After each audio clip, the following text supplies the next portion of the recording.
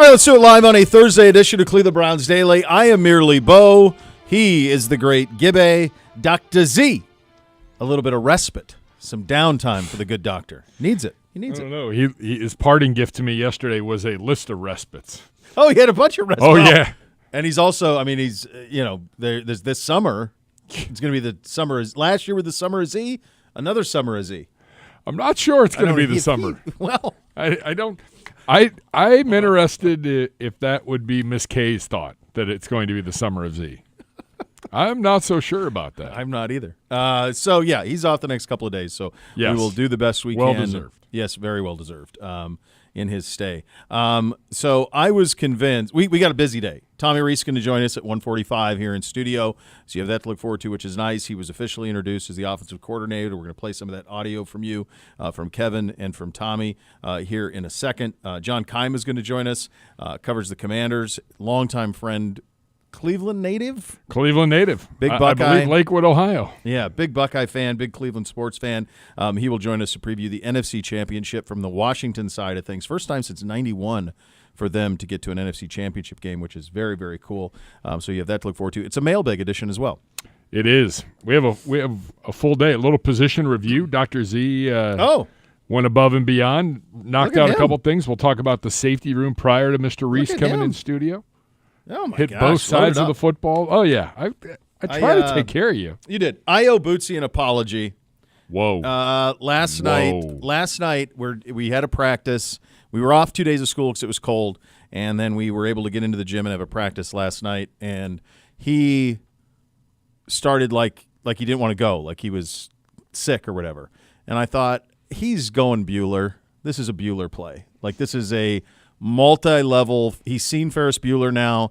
He definitely has that. Z has taught him the ways of the dark side. There's no question. He has it well within his grasp to put on a show like this and to get my wife's favor. Basically, he winks at her, and she's it's it. Like, whatever he wants if he winks.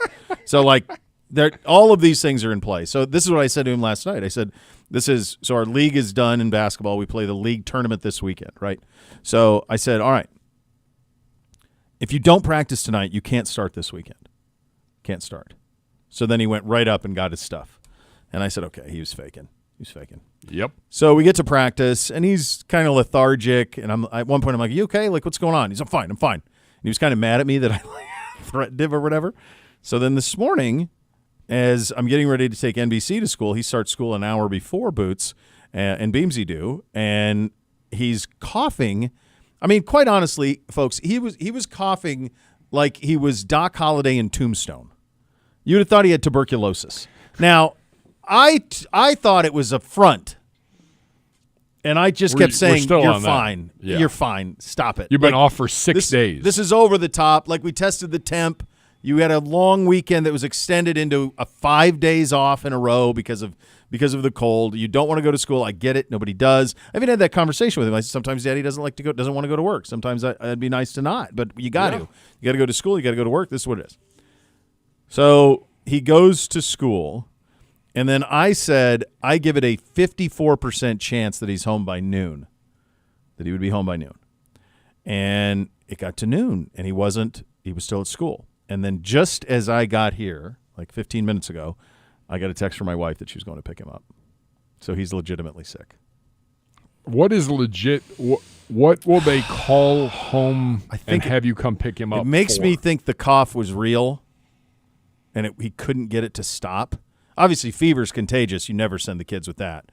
But there is, it's also, too, because the schools will say, like, don't bring them in here if they're sick. Right? They don't want them in there, and there's a responsibility for that. But at the same time, like, you can't keep them home every time they have a runny nose. Otherwise, they would never go to school. And you're teaching them bad behaviors and things for later on in life. You gotta go through it. You got to trudge through. Yeah, and this time, the way that the weather's been, I don't know anyone who hasn't been sick a little in the last 2 months. Correct. The whole damn state's, I mean, the whole country, the whole state's cold. Has a cold. So it appears that there was a legitimate sickness. When does the tournament start? Is he in Saturday? Okay, so he's got Saturday a day and a half. Yeah. Buddy. If he doesn't go to school tomorrow, can he still play Saturday? Be coach's decision. On that. I didn't tell you this, and then I'll get to Tommy Rees. All right. If we we had 3 games this weekend. If we would have lost one of the games in the 3rd grade, we would have had to play at Cloverleaf at 8 a.m. Saturday. That's untenable. 8 a.m. at Cloverleaf. That's a long way from you. Yeah. Let alone me. Yeah. That's Lodi. I mean, you go to Columbus. Yeah. What's stopping you? You're closer. Yeah. So I'm going, in my head, I'm like, we have got to win all 3. If we don't, then I'm 8 a.m. Cloverleaf. And then Beamsy's team had already locked in their seed, and they play at 6 o'clock at Cloverleaf Saturday. So theoretically, I was going to be there 8 a.m. and then 6 p.m., 45, 50 minutes from home. That was the reality of my situation. It's a lot of mileage. It was. We ended up winning with 2 seconds left. We got a shot to go in against a previously undefeated team that put us into the 10 o'clock game. And I've never been – that was my Super Bowl. I told my wife, I don't even care if we lose out in the first round of the tournament. I don't care at all. I'm fine. As long as I'm not having to leave my house at 6:40 in the morning to play a 3rd grade basketball Are you playing Cloverleaf? Or no, are you playing? It's just one of the sites. This has got to stop. Well, there has to be someone else that can host this close. They do a really good job. They've got 4 courts, and it is close for some of the schools that are in the league. Like, I suppose. I mean, I guess I don't know how close. That's relatively close to Medina. They're in the league. Highlands in the league. Wadsworth in the league. Like, it's all the suburban league teams. Like, they're all in there. But it's a long ways from like us and certainly like Twinsburg or Nordonia or any of those teams. It's forever. Long ways from Brecksville, obviously, North Royalton. So I guess the reality is there aren't enough gyms. There aren't enough gyms that can host it. So like, you want to be in a good business, build a gym, and you can just build one. Just build one in the middle of anywhere, and you get it rented. Here's my other takeaway from this information. The fact that youth basketball is over on January 23rd is a little bit ridiculous. Okay. I get that the high school stuff starts playoffs late February, mid to late February. But come on, you can't go a few more weeks here? So it does. This is the league. So the way that it works is you play your leagues you play preseason tournaments in November. You play your league from the beginning of December until the end of January. Then that's your league championship. And then February is community tournaments. So like our league's done this week, but then next week we'll play at Green. The week after that we'll play in a tournament in Jackson. Then we'll be off for the holiday. And then we'll go to I think, Aurora to end the year. So you still have 3 more weekends, and then AAU goes in right. That folds in March. Yeah, right. Lacrosse and AAU, and away you go. Yeah, that's how it is. So anyway, Boots, I owe you an apology. Legit sick. That's a big moment here on this show. It is what it is. Got to own it. Got to own it. What if you come home and he's just running around like a madman? That's a living fact. His best life? He will be doing that. He will be he's going to be sucking down fluids, Gatorades and such. He's definitely going to be playing some sort of video game or watching Bluey. So, yeah, he will do all of those things.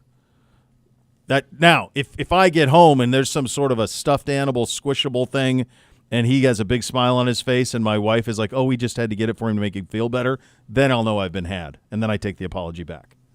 But right now, I think my hunch is he's telling the truth. Gotcha. We'll see. All right, Tommy Rees was officially introduced to the media this morning at the Cross Country Mortgage Campus. As I mentioned, he'll join us live on the show here at 1:45. Here is Kevin Stefanski making the formal announcement of Rees as the offensive coordinator. Okay, guys, excited to announce Tommy Rees as our offensive coordinator. Tommy's a guy that we met a few years back, kept a relationship, watched him from afar as he had his success as a young coach. And then we were able to bring him in here last year, and really this last year spent with Tommy really solidified what I thought about him. We had a process with some really impressive candidates for this job, some smart people that we really enjoyed getting to know, but ultimately felt that Tommy was the right fit for this football team. As far as play calling, which I know you guys are going to ask, I'm going to call plays, and I reserve the right to change my mind. Okay? So excited to announce Tommy. He's ready for this. Been already a bunch of meetings with Tommy, with the offensive coaches. It feels like Tommy's got a really strong handle on this job, and I'm excited for him. So without further ado, Tommy Rees. So obviously the headline there is Kevin taking back play calling. Good. Yeah, that's why. I mean, he won Coach of the Year twice doing that. Yes. I thought it was odd that he gave it up this year. And, I mean, this isn't college football. I have a very different feeling about, like, Ryan Day giving up play calling at Ohio State. In college football right now, you have to kiss all the babies and you've got to shake all the hands. You are dealing with a free agency period that's year-round. You're dealing with no contracts, so guys can ask you for more money constantly. You're dealing with fundraising and recruiting and all of this stuff all the time. Kevin Stefanski's coaching football. And so while I understand it at the college game, while you just can't do that anymore, very rarely, there are very few examples of coaches who have success, you can absolutely handle it, and most of the great coaches do it. And he was hired here because of his offensive acumen and the rhythmic play caller that he is. And to not do that this year, I did not understand, and it pleases me that he's getting it back. Not to say that Tommy can't do that down the road, or there can't be a situation where it turns into something Tommy does if this success bleeds on for years and years. But I'm with you. To me, no brainer. Yeah, I think that Kevin's putting himself in the best position to succeed by being the play caller. You know, it will start and end with him, but I think having a guy that like Tommy Rees that is known in the highest of college football circles and the highest of NFL circles. If he wasn't going to be the OC here, he was going to be the OC somewhere else. He wanted to be here. Well, I mean, he was damn near the head coach at North Carolina. He was their number 2 There's choice. also that. So that part of it too. No, and I know. I'll save this for this next one because Tommy was available for a long time, and again he'll join us in about a half hour. He was asked about putting an offense together without knowing who the quarterback will be. Here's what Tommy Rees had to say about that. I think you want to build an offense that has flexibility to be able to, cater to any quarterback's strengths, and that's what we're after here, and that's what we're trying to build. And we have to be, malleable in our ability to shape the offense, to really highlight the strengths of that player. And, I know we're going to put a system together that's able to do that. He was also asked a question that I will ask him in a different verbiage here in about a half hour. What is the one trait you want your quarterback to have? At the end of the day, a quarterback's job is to solve problems. You're going to be tasked 60, 70, 80 times a game to make a decision in a critical moment. And so I've always started with the ability to make quick decisions and make the right decisions. So if you said one thing over the other, I want a decision maker at that position. And the other one, and this piggybacks off the previous 2 bites, here is Tommy on, obviously we had a ton of turnovers this year. That's got to get cleaned up. Here's Reese on that.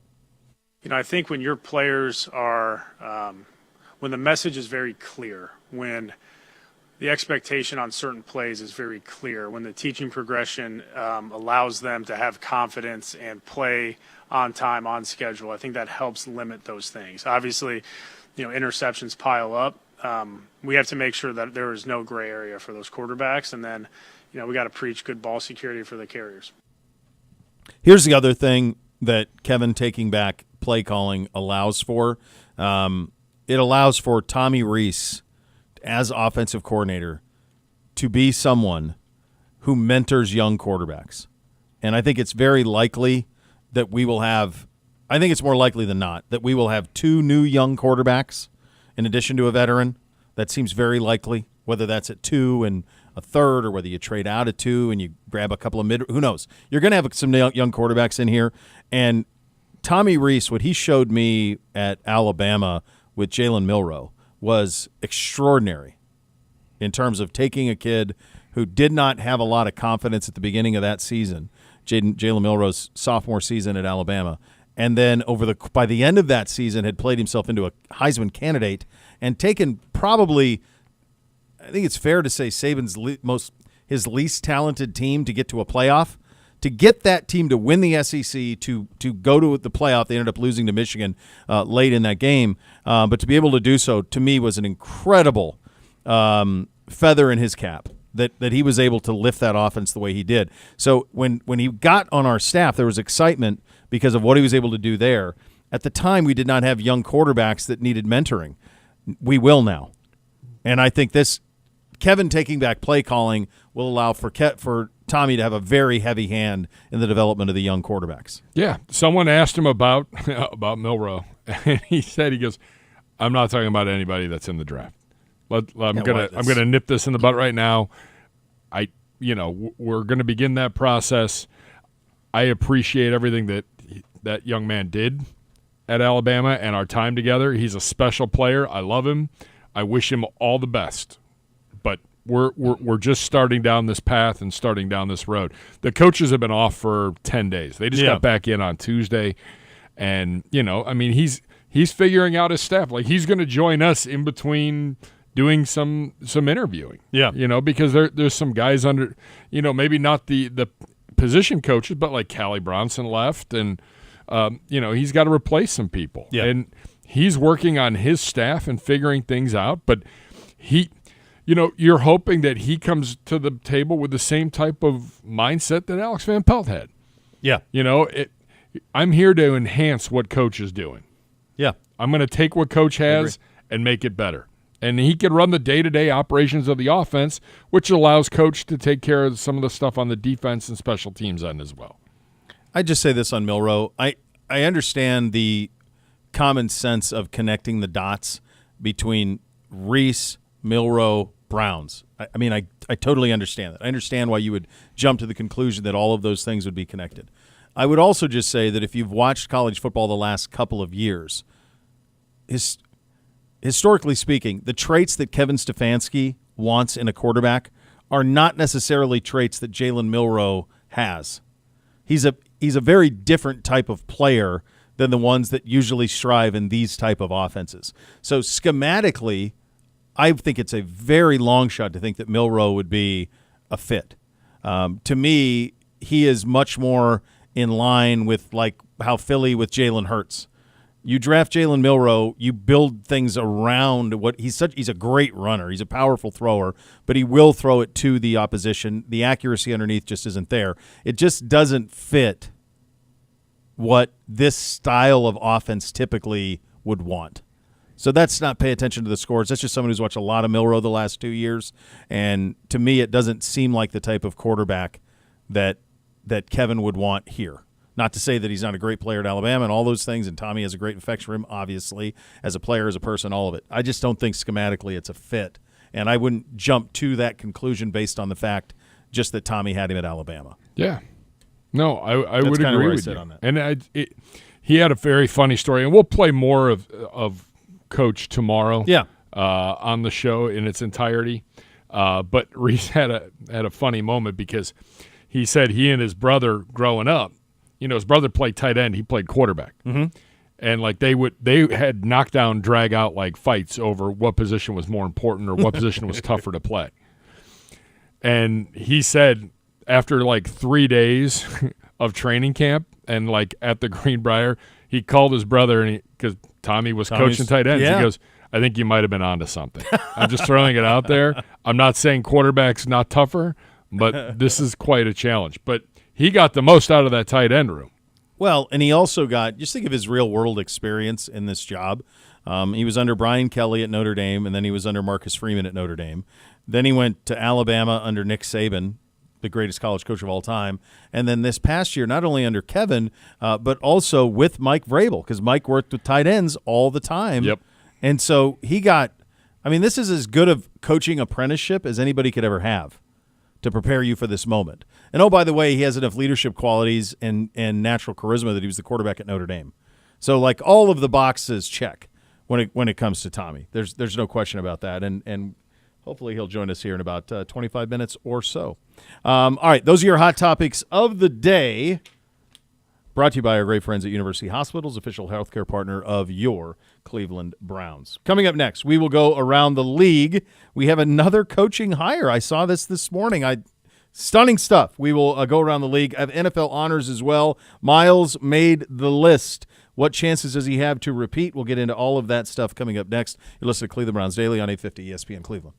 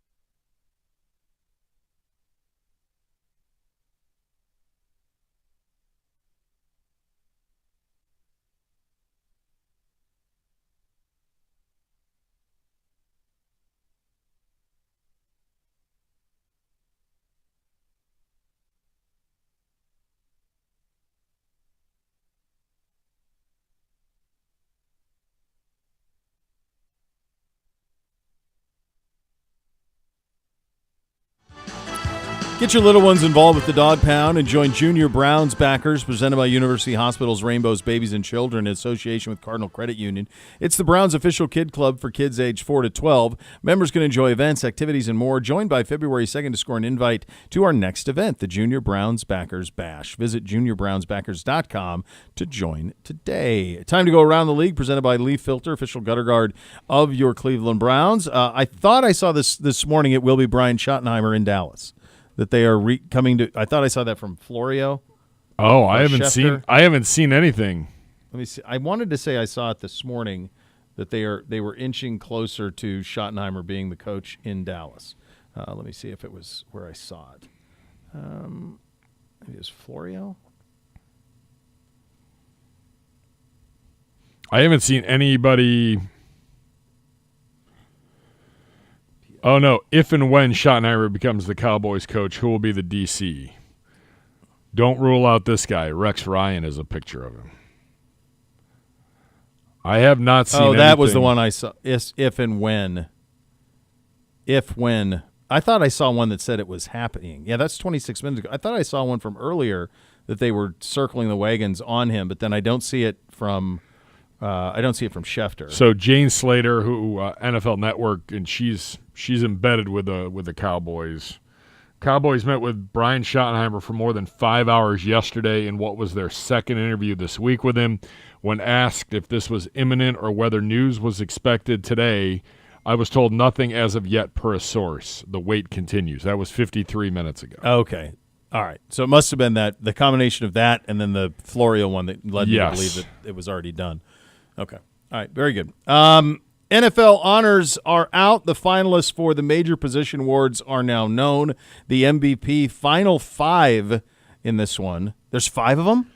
I thought there were only 3, but the ESPN article has 5 because I saw the article. Yeah. The original article had 3, and it was Lamar, Josh and Saquon. Yeah. They had Burrow and Goff to it. I don't know what you would do that for. It feels like it's between Lamar and Josh. Well, the Bengals' malfeasance cost Burrow the MVP. You could, I know we had our own issues, but you think about the fact that they had a defensive end who very likely will win Defensive Player of the Year.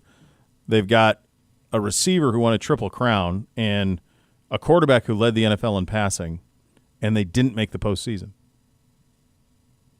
Yeah. So, yeah. That's ridiculous to me, but yeah.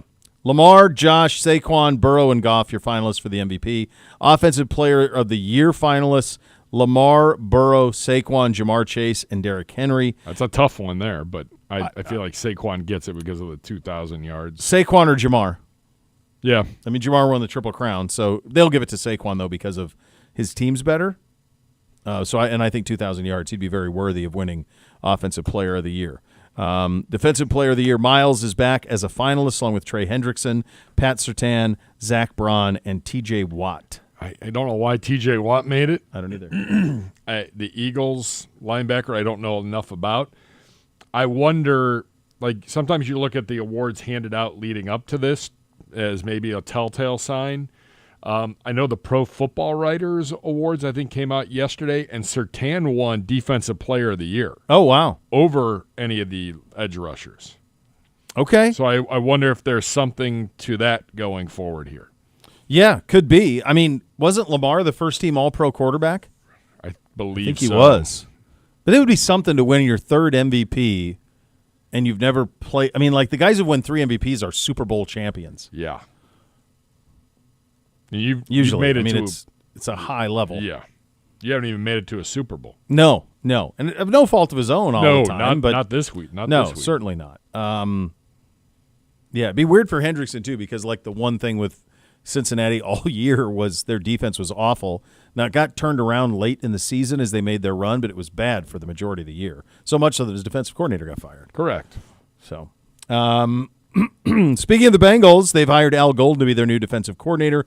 Golden was the Bengals linebacker coach in 20 and 21, was the defensive coordinator this past season at Notre Dame. So I get it. I think you're going to see – we saw this with Jeff Hafley, who was a Buckeye assistant. He was the head coach at Boston College, and he just went to Green Bay to be a D coordinator. Abruptly left. I'm good. I don't want any part of this. I can't There's no rules to this sport at the moment, so I think you'll see more and more guys do what Golden did here and others and get out of the college game and get to the NFL, at least until they get some sort of a lasso around what college football is at the moment.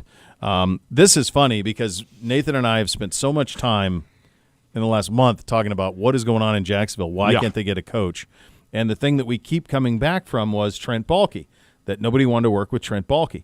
Well, apparently that message got to Shad Khan because Trent Baalke is no longer the general manager in Jacksonville. I don't know why they didn't do it. It's a great. Why didn't they do it when they fired Peterson? I have no idea.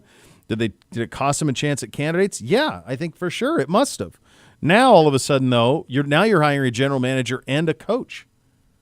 You got to hire both. You have and I wonder if the final straw was yesterday. You have an OC in Tampa Bay that's never been an NFL head coach. The opportunity to interview, and he pulls himself out of the running. True. Like, that has to be an alarm bell somewhere when the guy pulls himself out of being able to get his first head coaching job. Yeah. In the NFL. Yeah, so in a good spot, too. We've talked about it. I mean, you got the quarterback. You've got some players Tons of there. Receivers, good backs. So if I have this right, correct me if I'm wrong, GM coach is still being looked for in Jacksonville. Yes. Coach in Dallas. Coach in New Orleans. Yes. And coach in Vegas. Yes. Is there any that we're missing? Chicago's filled. The Jets are filled. Patriots are filled. Bears are filled. Yeah. All of those I think that's it. So those 4 head coaching jobs are still open, and 1 GM job still open in Jacksonville because Vegas has their GM. 2 GM. I think the Jets are still.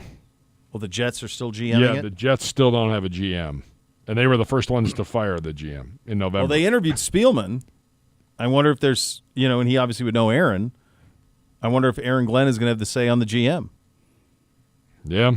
You wouldn't take that job unless you knew who you were working with. I don't think. If you're Aaron Glenn, you're not taking that job unless you know who's. I'm not answering to a guy that's not even here yet. No. I'll answer to the owner. Yeah. See, I've never understood that. Like, either hire the 2 guys at the same time, or hire the GM and then go hire the coach. I'm okay with hiring the coach first as long as the coach is the boss of the GM. That's okay to me. I mean, Kevin and AB, they all answer to ownership, but separately. they both came in at relatively Kevin first, the same, though, right? Kevin and then so. AB. I think that was the chronology of that. So I think you just have to know what the hierarchy is on all of it.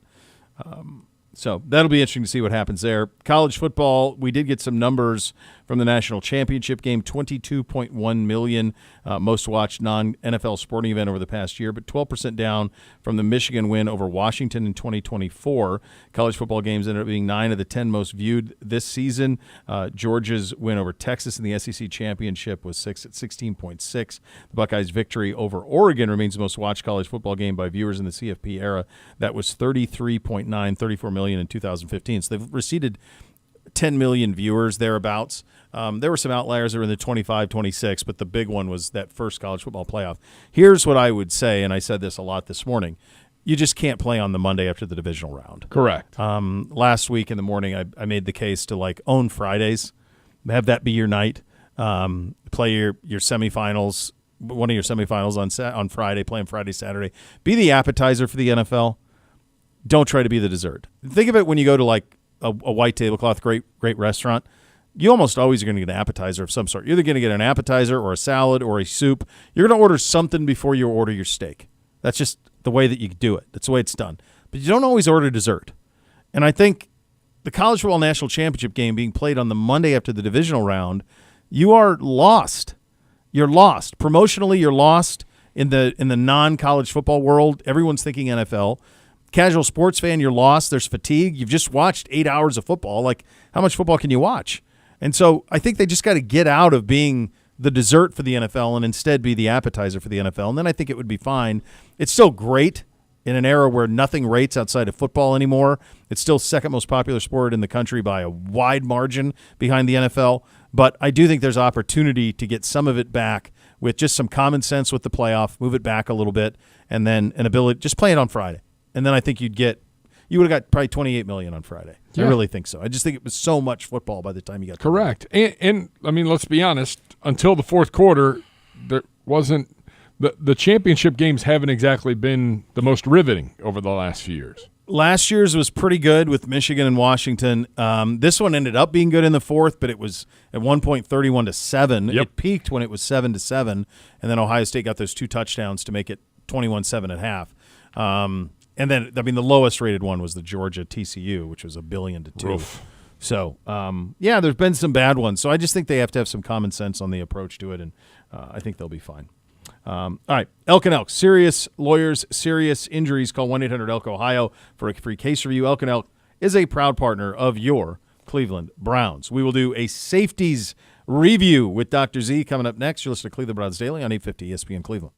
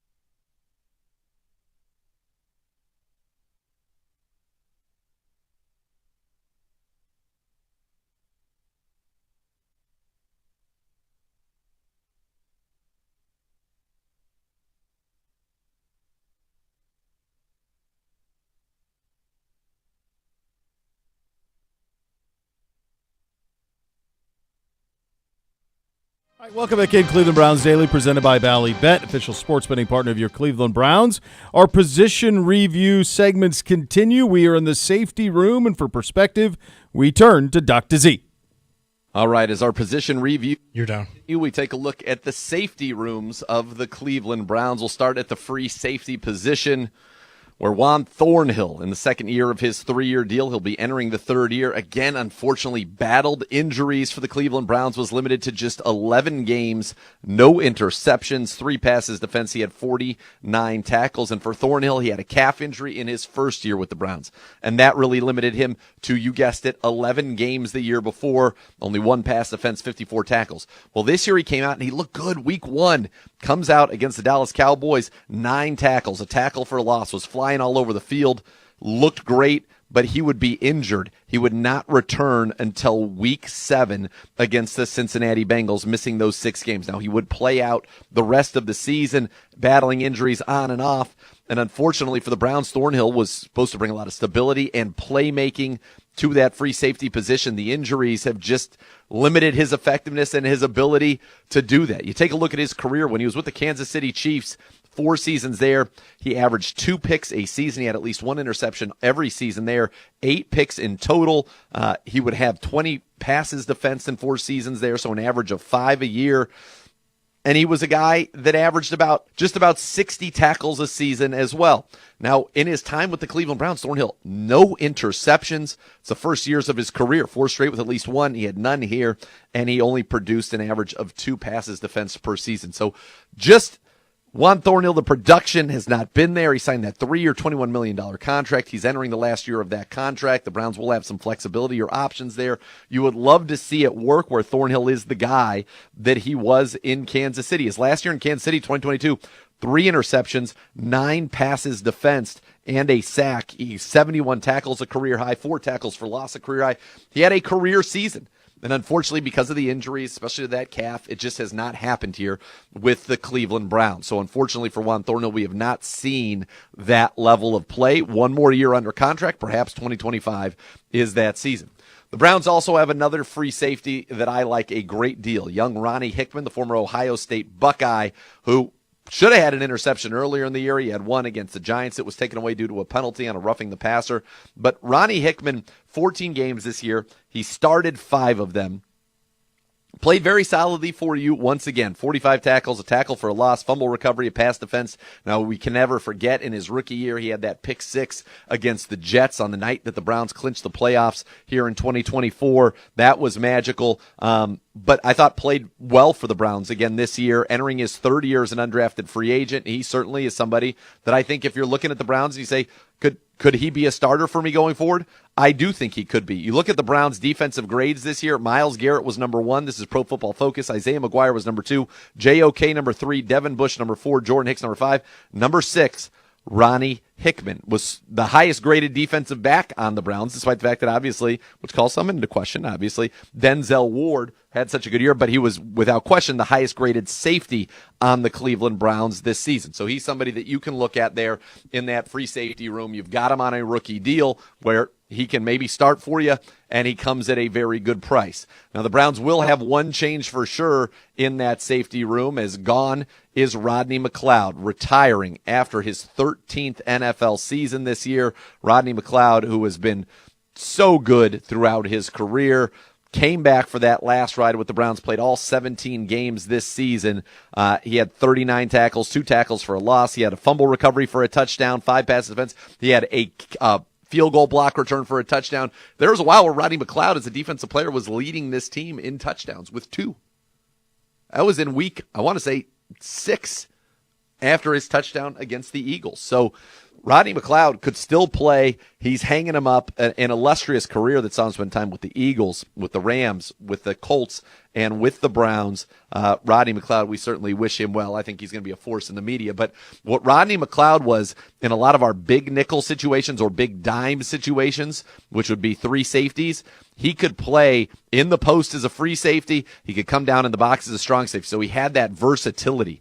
And so Rodney McLeod was a very versatile piece. Knew Jim Schwartz's defense, won a Super Bowl with him in 2017, and so he's retiring. So he will not be there in 2025. So right now in the free safety room, you got Thornhill, you've got Hickman. Rodney McLeod will not be back in 2025. Browns have some decisions to make, and certainly that's a room that they could try to add some talent, whether it be free agency or in the draft. On the strong safety side, I think you're in a little bit of a better position in terms of continuity. You've got Grant Delpit, and Grant Delpit, signed that 3-year, $36 million extension at the end of the 23 season, comes back his first year on the deal. Guess what? He's the Browns' leading tackler. He has 111 tackles this year, 7 tackles for a loss. He was a good blitzer. He got his hands on the ball as a defender, had a sack, a fumble recovery, and played very well. Was just highly regarded around the league for his performance, not only in coverage, but as a run defender. Really kind of played in the box as an extra linebacker, and I thought played very, very well. He's a stud. He's got that right attitude, the right disposition. He's a guy that is a centerpiece of what you're going to do on defense going forward, and so you're good with Grant Delpit. And then the other strong safety is D'Anthony Bell. And now Delpit being healthy, didn't get to play much this year, played in all 17 games, mostly on special teams. When you look at his snap counts this season, he played just 93 snaps on defense, 9%. A year ago, he played 227. And D'Anthony Bell, a year ago, very productive when he did play. Career high 28 tackles. He had 4 passes defense. He had 2 interceptions, including that game winner against the Bears. He had a forced fumble. This year really was more of a special teams guy, 19 tackles, tackle for a loss. Didn't play much at safety, but he's somebody that if you needed to, certainly could start for you. He's shown you that. He was the first undrafted free agent in the Kevin Stefanski, Andrew Berry regime back in 22, and he's played well when called upon. 22, 23, 24. D'Anthony Bell is a guy that when you need to start, he can do it. I think he could slide some into that Rodney McLeod role as that third safety for you, and we'll see if he can do that. He's a restricted free agent. The Browns have his rights, and my guess is that he would be back with the Cleveland Browns. They got a couple other safeties on the roster. Christopher Edmonds, who finally was active in Week 18. He was an undrafted free agent this year out of Arizona State. Did not see any offensive action or defensive action, but did participate on special teams in the season finale against the Ravens. And he's a guy that they liked, good ball skills, a guy who can play kind of that center field free safety role, good size, good speed. He actually, in that game against Baltimore, he did play, 3 defensive snaps, and he played 21 on special teams, appeared in 2 games for the Cleveland Browns over the course of the season. So he's a guy that's in the mix next year, trying to make his way onto the roster, much like Ronnie Hickman and D'Anthony Bell did before. Browns also have Trey Dean III there in that safety room. So there's going to be change. Rodney McLeod will be gone. There could be more change. Juan Thornhill in the last year of that 3-year deal. You've got Hickman, Delpit, Bell, who I would expect back. This is a room where could you be making a move at free safety in the draft? Could you be making a move in the safety room in free agency? I think the answer to both of those questions is probably yes. So a room that will look familiar, but it could look different. Could have 4 of the 5 safeties back. No Rodney McLeod, we know that. Or could be 3 of the 5 safeties back. We'll have to see how this all plays out for the Browns this offseason, but that's our look at the safety room. All right, there you go. Great stuff out of Dr. Z on the preview with the safeties, and a luminary walked right in set. Nice to see you. Newly minted offensive coordinator Tommy Rees in studio with us live here on Cleveland Browns Daily. It's got a nice ring to it. Yeah, it sounds all right. Yeah, I'm happy with it. Yeah. Is there when you think back to when you have career achievement like this, do you allow yourself to think back when you were younger and when you thought this would be a career path for me? Obviously, you play quarterback at Notre Dame. You think you're going to play in the league, all those things for a long time. But was there a point when you said, okay, this is my path, and then to get to this point at your age is a remarkable thing? Yeah, well, first of all, I don't know if I ever thought I was going to play in the league. I kind of knew where I was going to tap out. You get the job, and there's immediately so much that you need to do, that you want to do, that you're eager to get rolling on. So it's very rare to have a ton of opportunities for reflection. This one I did have a moment after the interview. There was a little bit of time and just, talking with my wife and just said, hey, if this does work out, this is kind of what we've always, strived for. And but after that, pretty much no other time to reflect. You move ahead and you get ready for the job and you hit the ground running as soon as you're in here. You had a bunch of options.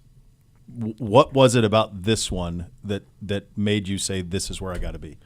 Yeah, there's a few. I would start with the organization. I would start with Coach Stefanski. I came here a year ago with really a lot of the belief and a lot of the reason being Kevin, wanting to learn from him, wanting to work for him, And then that belief has only grown being here.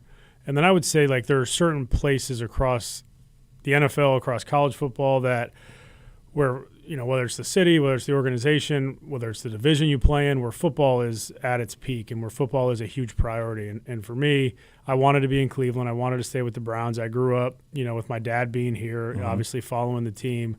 But there's something about winning in this city that I'm really driven to do. There's a parallel I tell a lot of our guys when they come in the show, and they're guys from big programs like the one you played at or like Alabama where you coached. And I said, if you don't have a point of reference on Cleveland, and I mean this the highest possible accounting of the city and the fan base and all of it, this is a big college type feel in the biggest possible way. And I mean that as a compliment, because this whole city, the heartbeat of it is Browns football all the time. And a Sunday at 1:00 is the thing you do, much like it would be in the afternoon on a Saturday in Tuscaloosa or South Bend. Yeah, it's a really good comparison. There's probably a lot of similarities there. I think it probably touches the other sports teams in the city. Like everything's really focused around sports. It's a great dive bar town, so that's probably what stood out to me from the jump. But I have a lot of, my wife's got a lot of family here.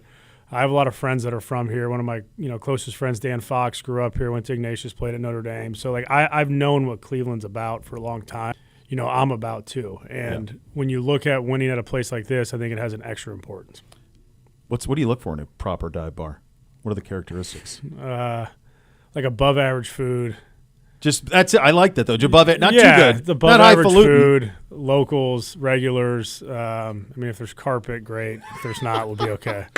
I look at a stool. I need a nice stool, nice back, something that looks like it's been there about 25 years. Minimum. At least. Minimum. Yeah, at least. Yeah. Something with character, right? Like you're looking for character. Yeah. Proper bar. I like that. You have had quite the coaching apprenticeship the last few years, starting at obviously at the alma mater and the folks you coached with there. Then you go to Alabama and coach for arguably the greatest college coach of all time under Kevin here. And you mentioned that was a big reason why you wanted to work here was with Kevin. But then you had Mike a lot this year with you and the tight ends. What have you been able to pick from all of those brilliant people that can now become who you are?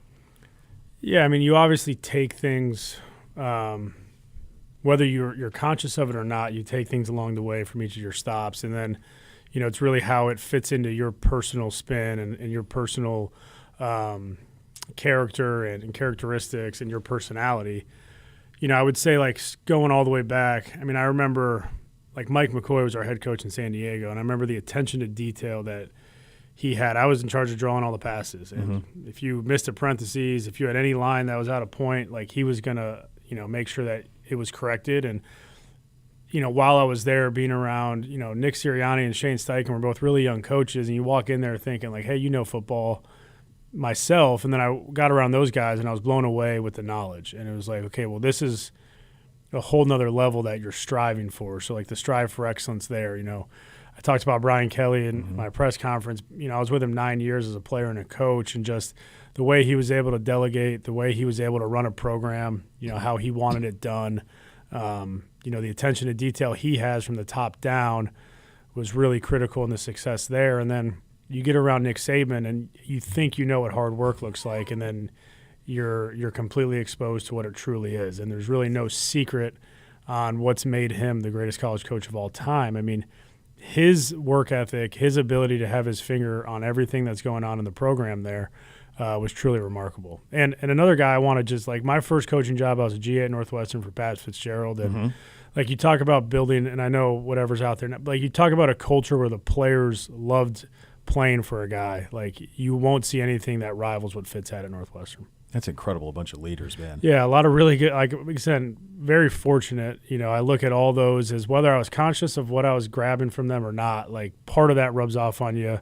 And even Marcus, like, I was there for his transition for year one, to see where he was in year one, how he wanted to build it, and to be able to, like, follow the vision play out. It's really cool. Like, he was very specific on what his vision for that program was. And you saw it play out throughout this season, and it was pretty cool to be able to be a part of that then and now see where he's really gotten it to exactly what he saw it being. you gravitate to really strong. You gravitate to and want to be around really strong, great leaders who are incredibly organized. I mean, there's a lot of parallels in all of the guys you just mentioned there. When you got the job here in the tight end room, what I said to folks was what you did with Saban at Alabama with that offense with Jalen was as impressive a job as a kid who at the beginning of that season, I know he deserves a lot of credit for it, and I heard you mention that a ton of it. By all accounts, an incredible kid, but an offense that was kind of broken at the beginning of that season to one that got all the way to the college football playoff, won the SEC. He was a borderline Heisman candidate by the end of it. What did you learn about yourself and developing the quarterback position that year at Alabama?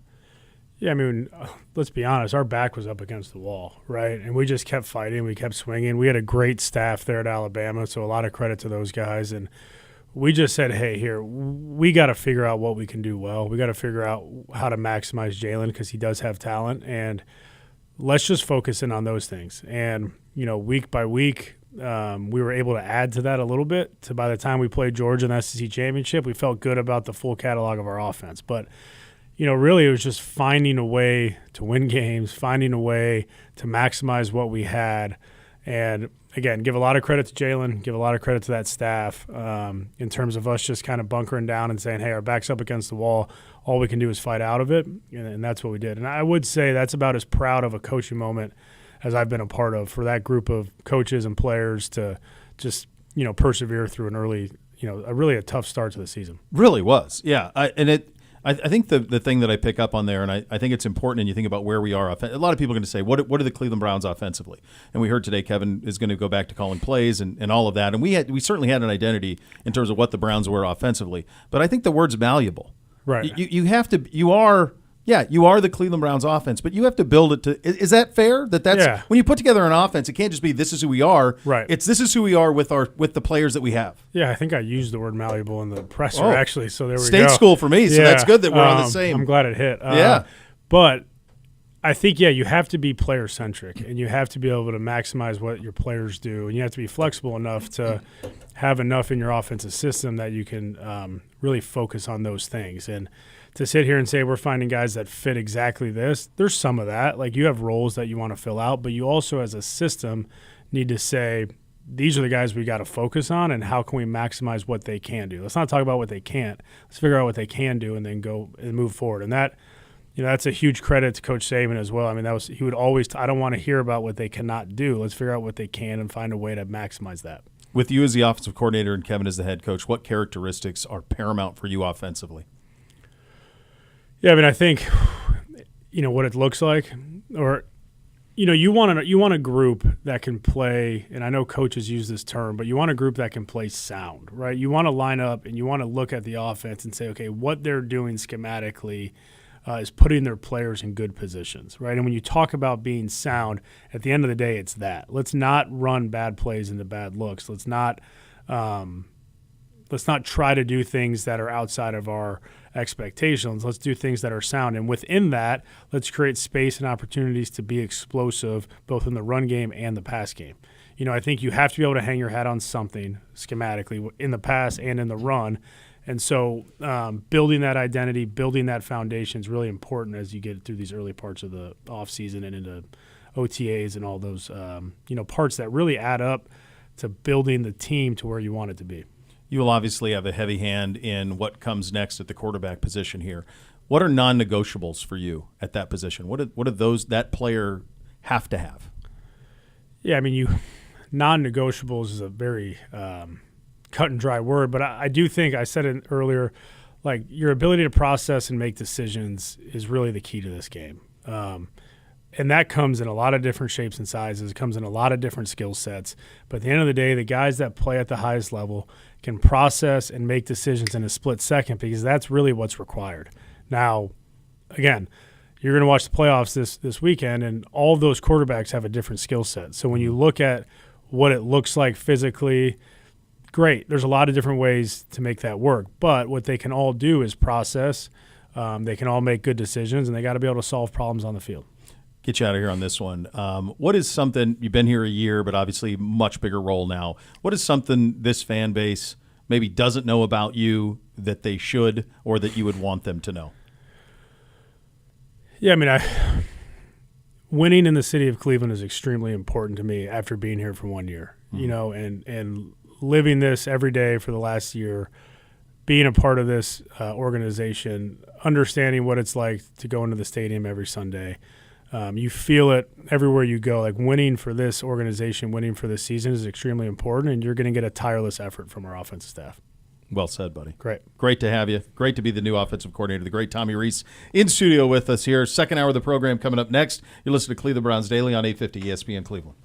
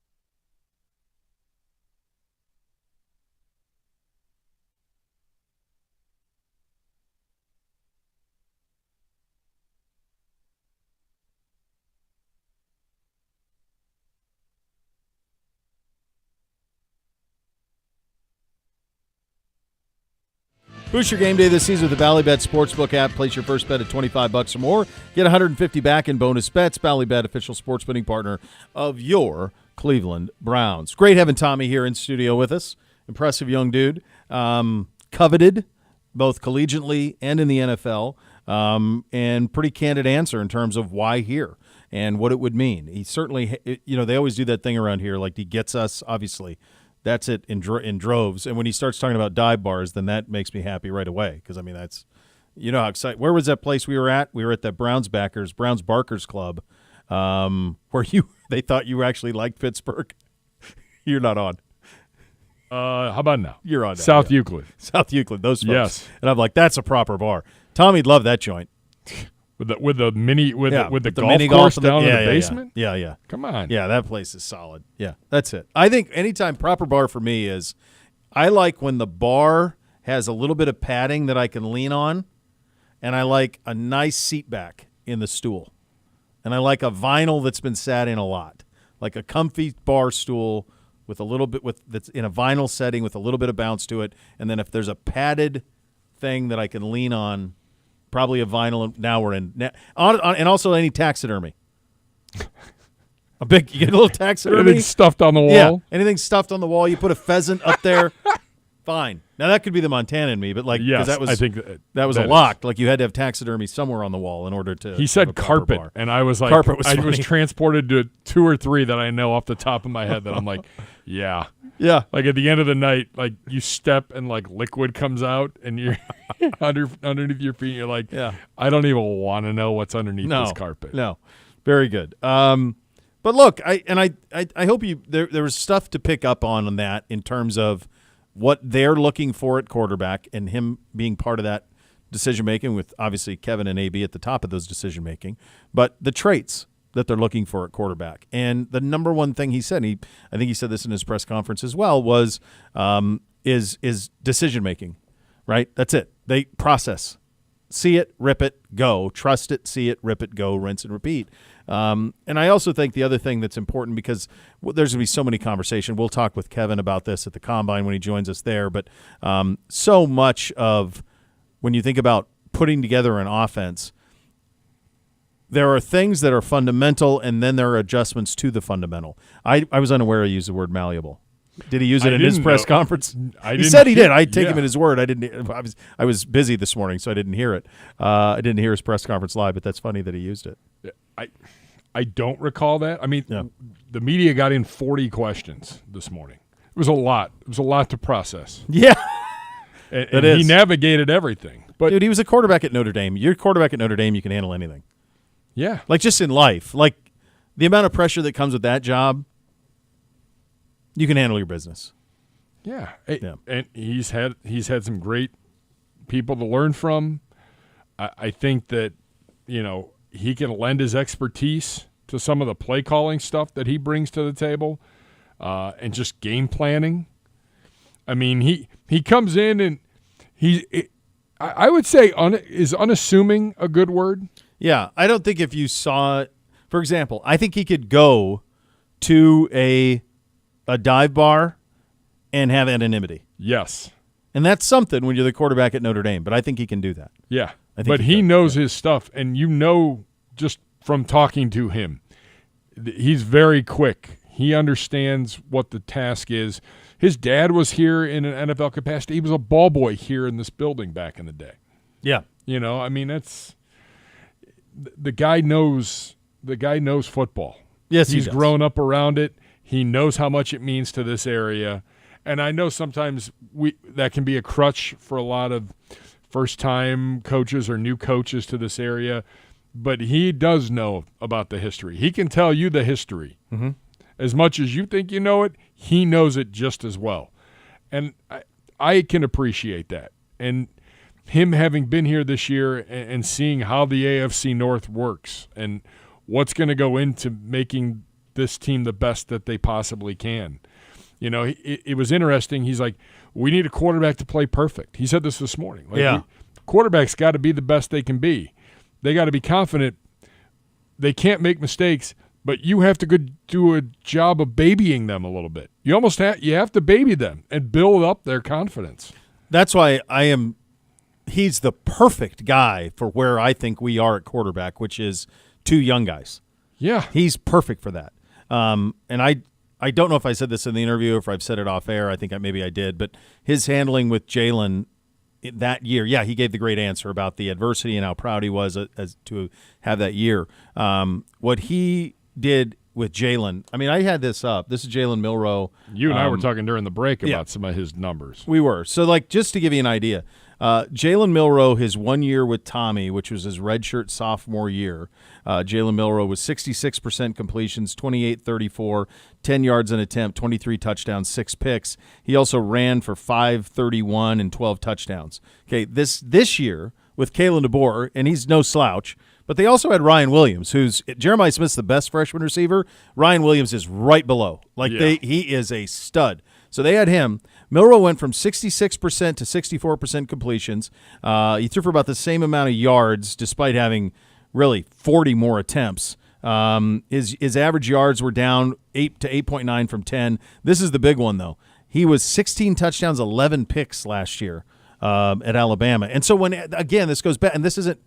He was a tremendous college player, awesome college player. Ran for 20 touchdowns and 726 yards. But in terms of like what they're looking for here, 16 touchdowns, 11 picks, that ain't it. In today's college game. That ain't it. That ain't it.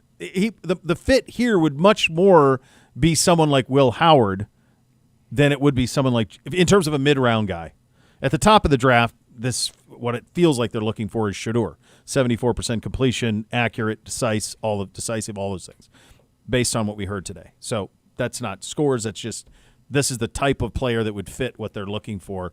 More Shedeur than certainly Cam Ward or Milroe or any of those, or Quinn Ewers for that matter. And then in the mid-round, that's Dylan Gabriel, that's Will Howard, that's those type of guys in that world. Jackson Dart, those type of guys could be kind of fits in that world. So I thought it was great. I mean, we're thrilled to have him. He's easily likable. If you see him at a dive bar, buy him a beer. If you can recognize him. We'll go and take a look at the NFC Championship game. Our good buddy John Keim is going to join us, ESPN NFL Nation reporter on the Commanders. He joins us coming up next. Cleveland Browns Daily, 850 ESPN Cleveland.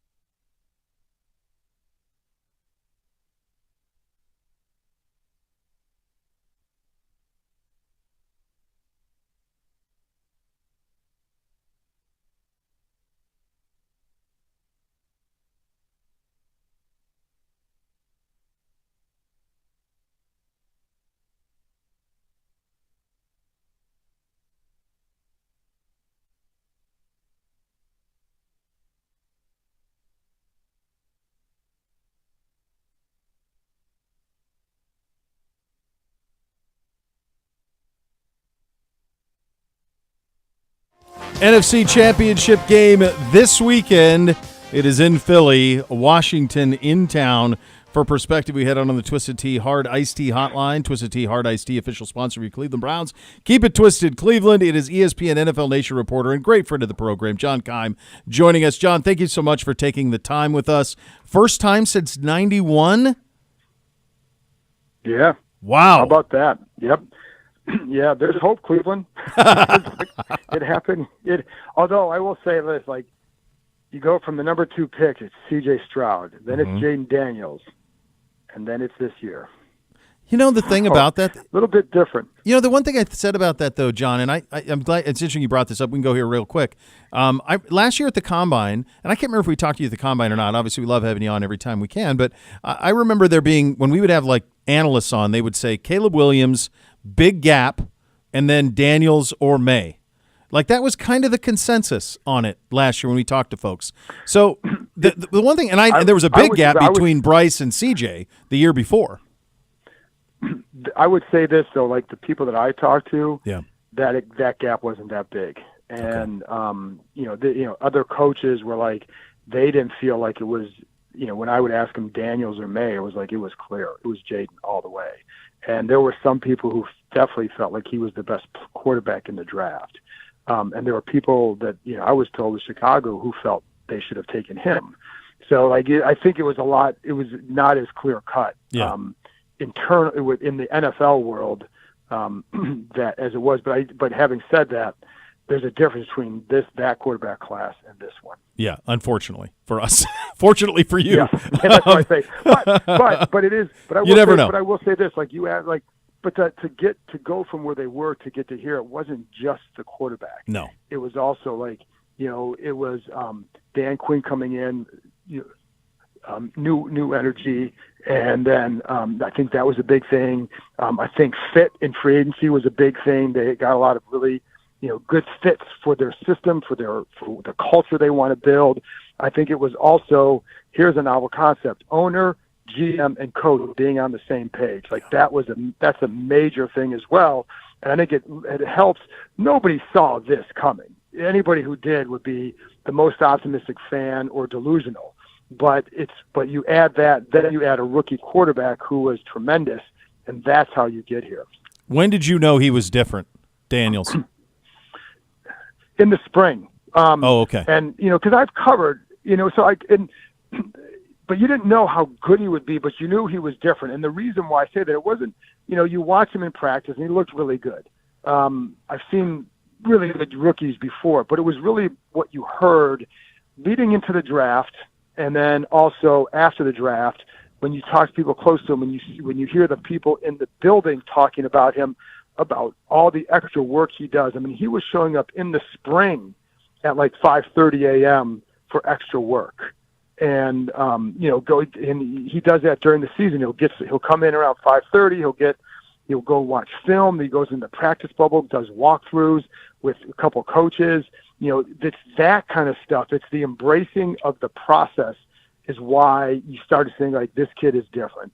And, I covered RG3 here. Mm-hmm. He is light years ahead of where he was as a rookie. And Robert had a really good year, but he did not embrace that kind of process that Daniels does. And so, I hadn't seen anybody do it like that. So that's when you knew he had a chance, because like you knew the talent. And if you're like, this is what he is, or this is the talent, this is what he's going to continue to do, then he's going to be really good at some point. And before the season, Zach Ertz told me, he's like, I'm not telling you he's going to be good down the road. I'm telling you he's good right now. And the season hadn't started yet.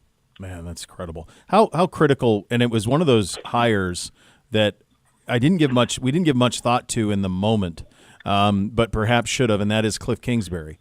And the way that worked, because that is something that when that hire was made, it wasn't anything where I was like, okay, there you go, but it's been that.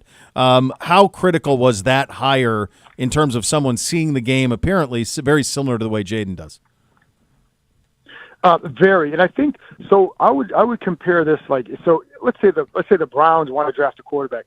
It's really, to me, it's about the infrastructure you build around him. And I think the Bears did a disservice to Caleb Williams, probably to Justin Fields as well.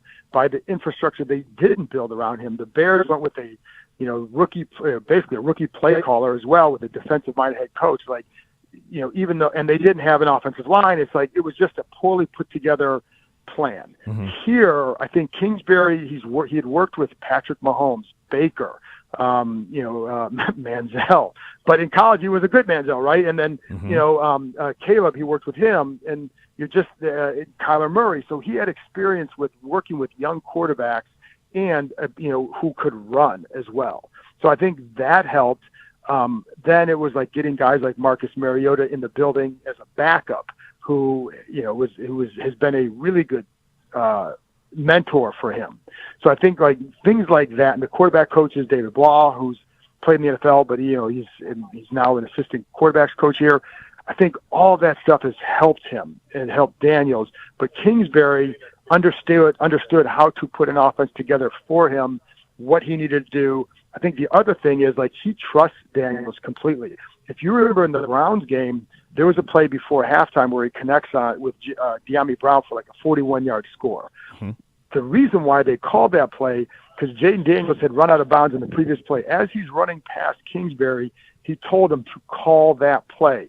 Kingsbury didn't flinch and calls the play, and then boom, touchdown to De'Ami Brown. But there's a level of trust that he has in him, because like Daniels is constantly sending him plays that he sees on YouTube, he sees somewhere else, because like this is all he cares about. So I think, and then I would say from Kingsbury's end, Jaden gets here early. Kingsbury gets here like 3:30 or 4. At the latest, it's 4 o'clock. Wow. So like when you have two guys like that who have a similar mindset and approach, I think you see what you're seeing on the field. Well, it's all worked. It's all working bigly. I got to say, and John, we've had you on before, and we whether we're going around the league or talking about previewing our matchups with the Washington team, whatever it is, I'm old enough to remember when they played at RFK and you could not get tickets, and it was an absolute bedrock foundation organization in this sport. And then the Dan Snyder ownership takes place, and they are relegated, like they're just like almost kicked off the island for 2 decades or better. Yeah. What has this been like with this ownership? I saw Harris and Magic Johnson. It's not about us. It's not about us. What does this mean for this fan base? I asked thinking I probably know the answer, but my God, it's football purgatory for 2.5 decades. And purgatory, but also it's a purgatory, but it's also what they endured during that, especially the last 5 years, where it was investigations by the NFL, by Congress.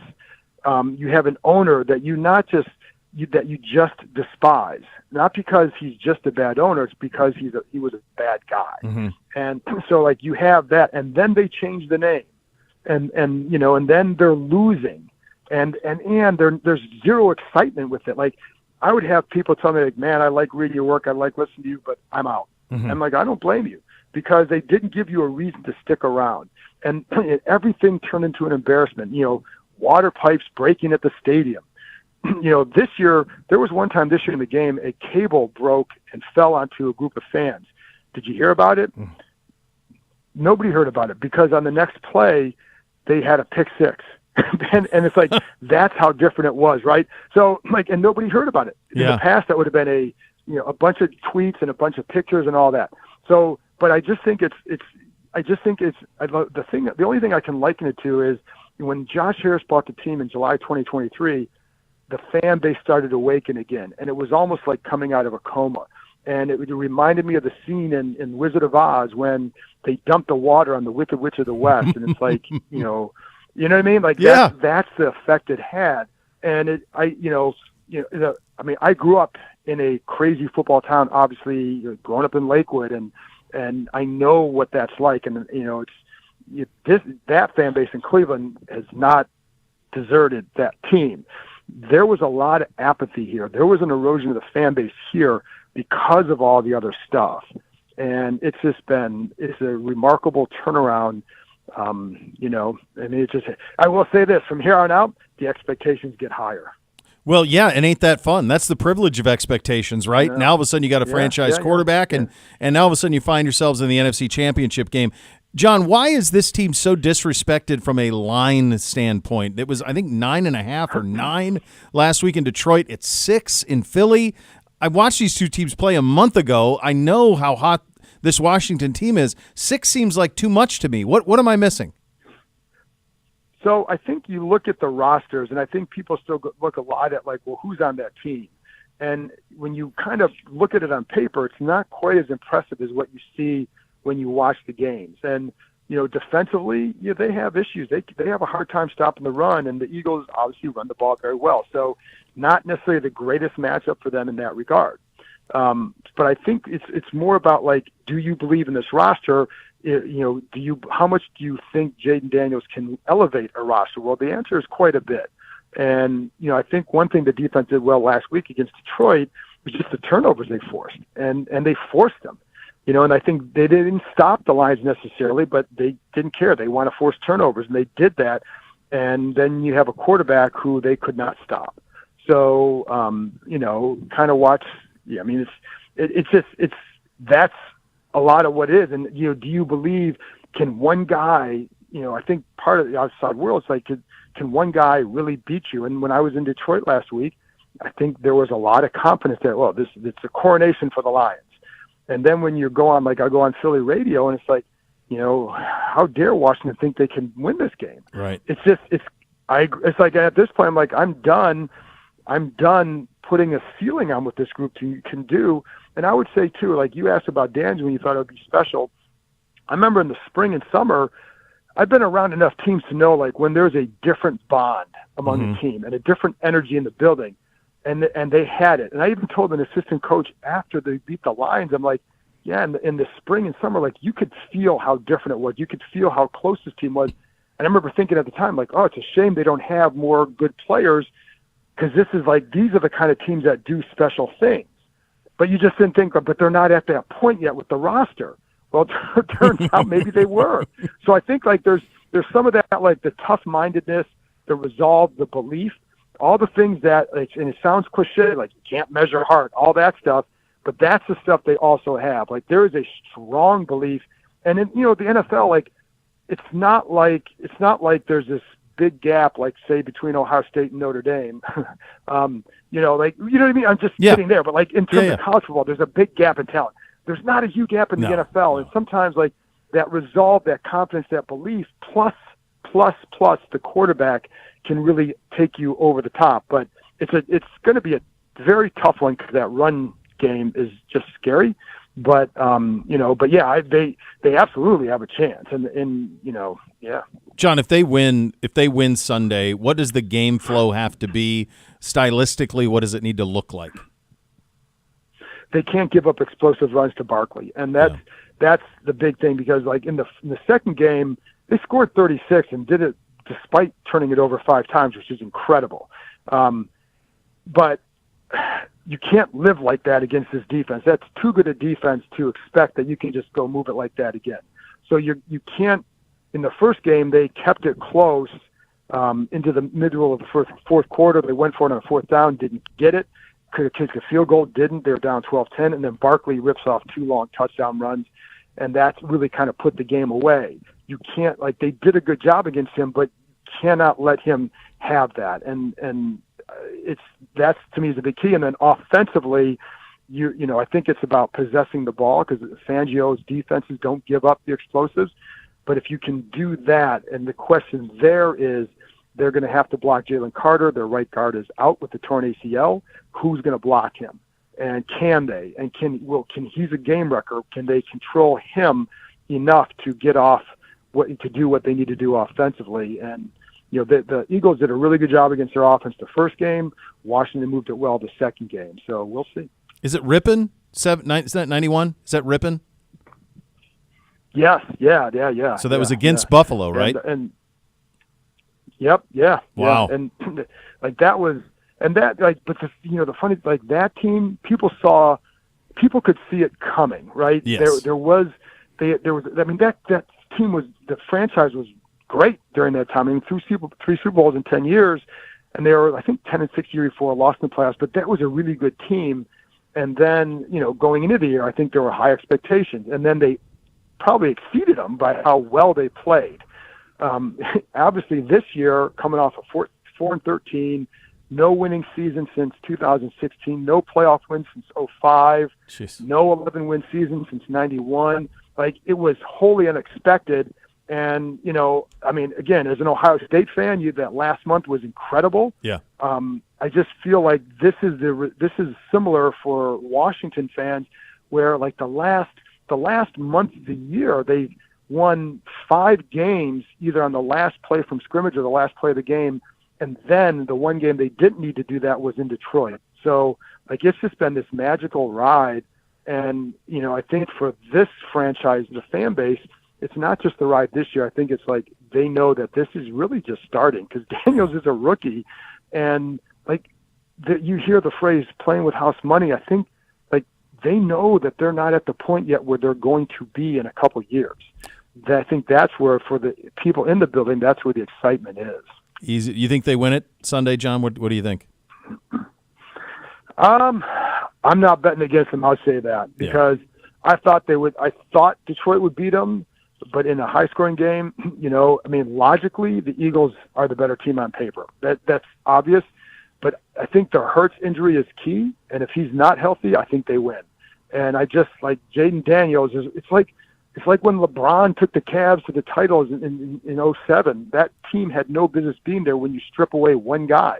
But that one guy was pretty special, and I think that's what you got going here. He's a great John Keim. Check out his podcast. It's a must-listen, the John Keim Report. Ross Tucker is the guest on this most recent edition, of course, covers ESPN and NFL Nation. John, thank you so much. Go Bucks, absolutely, and good talking to you, my friend. There you go. Thanks, man. Thanks for having me on, as always. All right, that's the great John Keim joining us on the Twisted Tea hotline. Twisted Tea, official sponsor of your Cleveland Browns. Keep it twisted, Cleveland. We hit the mailbag coming up next. You'll listen to Cleveland Browns Daily on 850 ESPN Cleveland.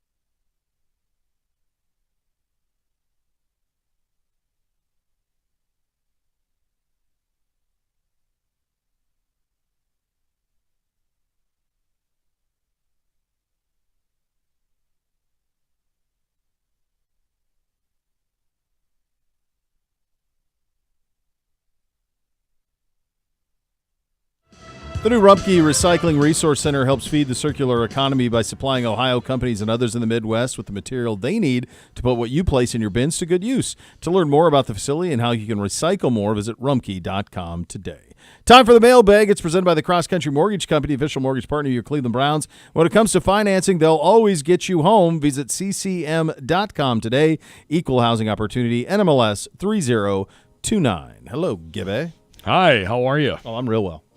Quite the show. Good job today. Oh, yeah, and out of you, sir. Nice. Yeah, we did all right. We're rolling through it. Cruising along, man. So, you can tweet your questions to @Browns_daily. Today's mailbag. And we start now. Trey Carey asked, where can I find the Snoop Dogg interview? That's a great question.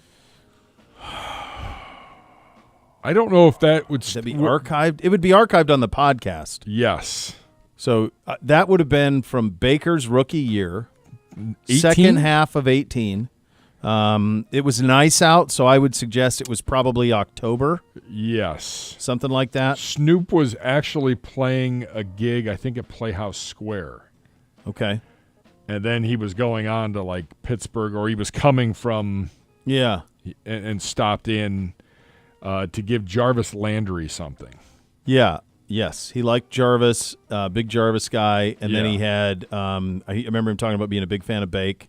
Yes, it was either 18 or 19. It was Bake's rookie year. It was. I know it was the first year because that first year he came on, and then Stone Cold came on like a month later. Like they were both because Stone Cold actually 19 was Stone Cold. Yeah, because that was Bake's second year because Bake did it with Stone Cold. Yeah, because they were driving the crazy cars in the parking lot. Across the street. Yeah. I know it would have been 18 with Snoop. Okay. Yeah, Mr. Dog would have been 18. And I guarantee it's podcasted. Yeah, it's on the podcast. I don't know where the video would be for that because I don't know if the YouTube channel was created at that point. I've never seen video of it. So if it was video, remember in those days that the production crew would have to bring the group, if they wanted to record something, they would have to set up. And it happened real quick. And it was, Sarah at the time was like, hey, I think Snoop Dogg's going to come on. And we're like, wait, what? I called him Mr. Dog. Yes, the whole interview. Yeah, Mr. Dog. What are you going to say? I mean, it was the Jordan, coolest. It was insane. It was the coolest interaction of my life. Yes. I've been around a lot of and he couldn't have been nicer. He was the nicest guy. Yeah. I just remember, and Z would attest to this, his hands were so soft. Like absurdly soft. I just remember that. And he was great. Sense of humor. Awesome. It was really, really fun. Really cool. I enjoy this interaction every Thursday from Preston, the fact and the question of the day. All right. Fact. Cleopatra was closer in time to the invention of the iPhone than she was to the construction of the pyramids. What? Is that really true? I mean, put it on Twitter. I mean, or X, whatever. That doesn't seem possible. I don't have an answer for this. Well, he's saying it's a fact. And he's usually been spot on about this. All right, so she's gone August 12th, 31 BC. A long, long time ago. It's funny. The next thing that pops up after you type in Cleopatra is when were the pyramids built? Oh, my God. The Egyptian pyramids were built between 2700 and 1500 BCE. So well, maybe there's a chance. No. Yeah. 2700. She's Public gone around math. 31. I'm struggling. We're 2024. Yeah. God. That's crazy. That's a long dynasty, brother. That's crazy. To go from pyramids all the way through that's a long run. His question of the day, you get to craft a perfect breakfast. What does it look like? I love huevos rancheros. I love that. I love a good breakfast sandwich. I love a breakfast sandwich, like a croissant sandwich, breakfast sandwich with bacon, egg, and cheese, that type of thing. I love those. I'm not going to lie. Maybe my favorite breakfast sandwich is Cocky's. I don't know what this is. They're in North Olmsted, and they have a location downtown in the Flats. Okay. The North Olmsted, 80, she got me onto it. Yeah. I love their breakfast sandwich. It's perfect. And they have like this Cocky's sauce. It's ridiculous. Yeah. It's stupid good. I only eat breakfast on the weekends, but when I do, That's usually what I pull. See, for. I love breakfast. Yeah, I don't know. I love a good biscuits and gravy. I'm That's a kind winner, of too. addicted with a couple over easy eggs on top that I can just mix it all together. I mean, Waffle House is perfect. Well, If we want to go there, I mean, that's perfect. Jordan's bowing down. Come on, man. Smothered, covered, capped, the whole bit. Throw some eggs on it. Who loses? No one. That's wins. No one. Wins. My kids couldn't believe it when I took them there. We took them there in that Indiana. I finally got to eat with them when we went to Indiana this summer, and we finally went to Waffle House, both of them. They couldn't even wrap their heads around how great it was. It's amazing. So good. It's even better at 2 o'clock in the morning. It's good always. Just wins. Exactly. Love a dog today. Would you want the ability to fly if you had to have physical wings? No. No. No, I'm not walking around with wings, man. It's Not doing that. No. Be cool to fly, but like yeah, I don't need that. the rest of life. Can you imagine like me coaching youth basketball with wings coming out of my back? I don't think that's gonna work. I don't think people are taking you seriously. No, I don't. Well, I guess I could just flap at them. They'd take me seriously pretty quick. Yeah, but you hate birds. I do. I'm intrigued by them, though. By Maybe the there's way, jealousy at the bottom of it. my wife's stepdaughter, Okay. she got her license or is getting her license on being a falconeer.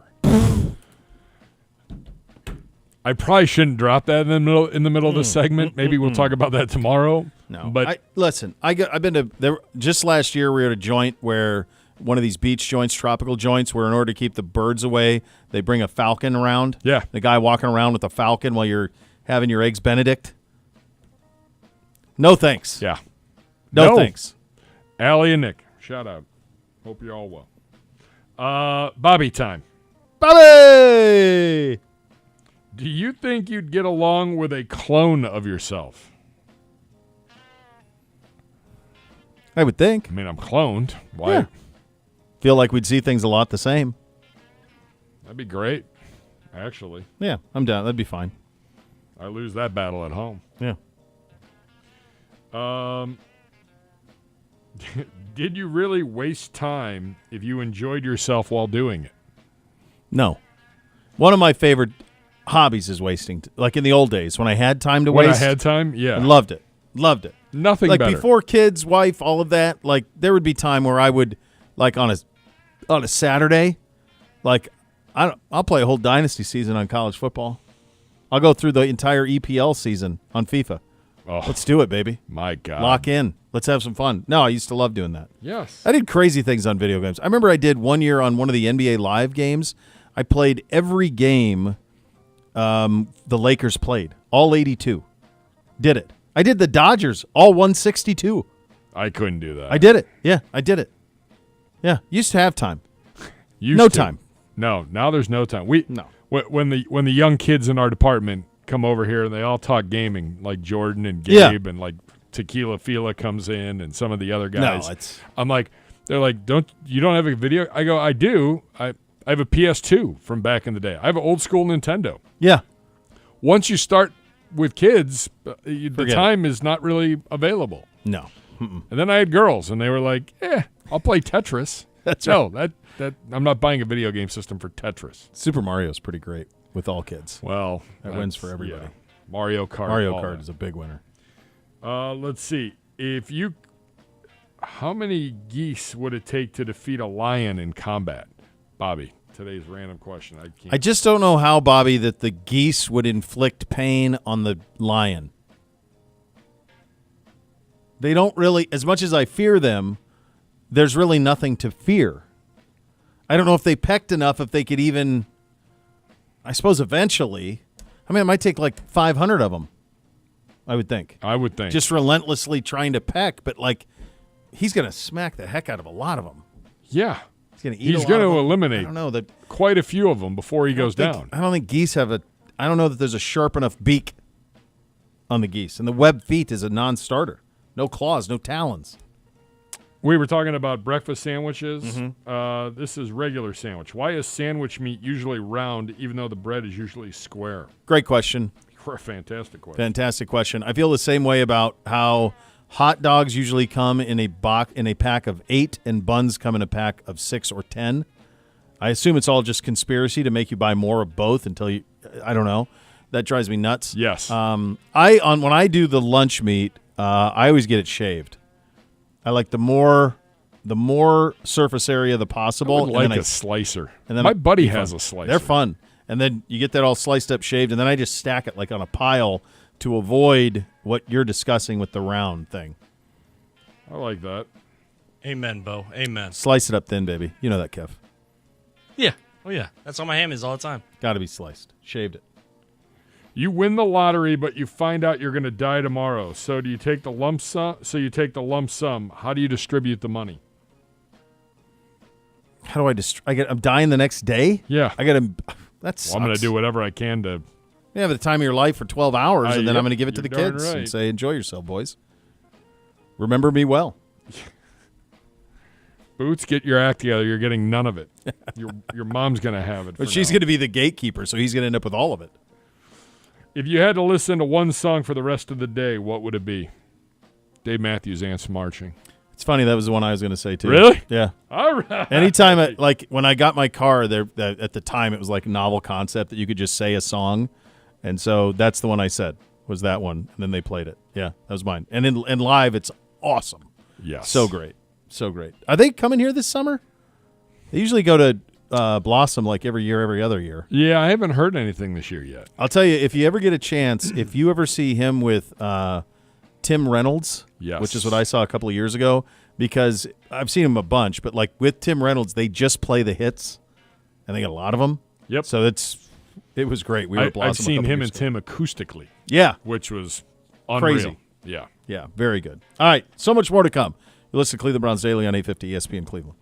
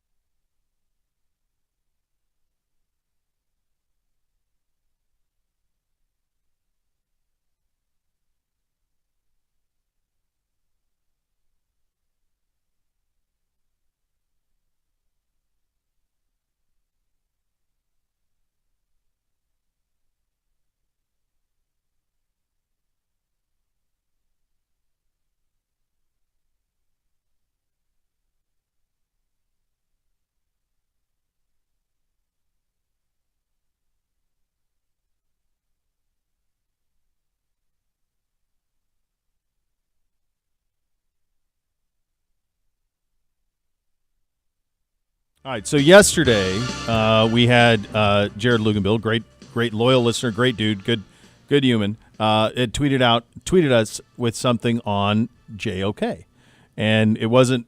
And he felt bad, and we ended up getting Sean Crawford involved, former Irish teammate. That it wasn't a big deal, but it was one of those things where we were like, "Oh, just mistaken moment in time."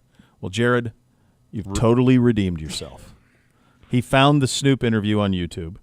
I just tweeted it out. If you'd like to watch it, it's surreal to watch, but sure enough, it is the video. It is from 6 years ago. 1 minute. 6 years ago is when this is from. So would that have been 19? I think it was 18. I don't see a date on. All right, I'll post on the. Yeah. Yeah. It's great. It's the old desk. Yeah. Literally setting up a mic as we're going because we had no idea again that he was even coming. No, that 30, tiny little 30. Camera that's there. Yeah. Oh, my gosh. Well, anyway, so there it is. Great job out of Jared on that. That was very, very good. Well done. The next level is coming up next. Thank Tommy Reese for stopping by. John Keim as well. Gibbe, great seeing you as always. A pleasure. We'll do it again tomorrow. Cleveland Browns Daily, 850 ESPN Cleveland.